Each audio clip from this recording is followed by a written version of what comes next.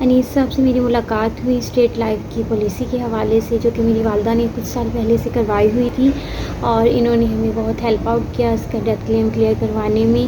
Even کہ ان سے کوئی پرسنلی کانٹیکٹ یا کوئی تعلق یا تعارف نہیں تھا، انہوں نے صرف یہ سنا کہ جسٹ اسٹیٹ لائف کی پالیسی ہے، ہیلپ آؤٹ کیا، ہر طرح سے گائیڈ کیا اور بہت کوئک رسپانس دیا۔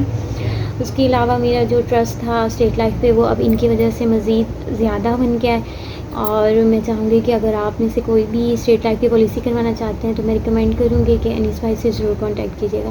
ایک بار پھر آپ کا بہت شکریہ انیس بھائی۔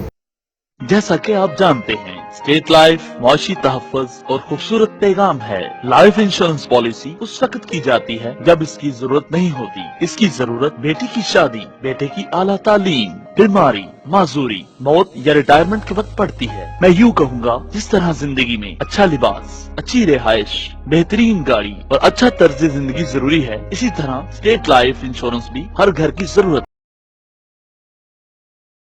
اگر آپ ہمارے لیٹسٹ ویڈیوز کے بارے میں جاننا چاہتے ہیں تو ہمارے چینل کو سبسکرائب کریں اور بیل آئیکن کو پریس کریں۔ شکریہ۔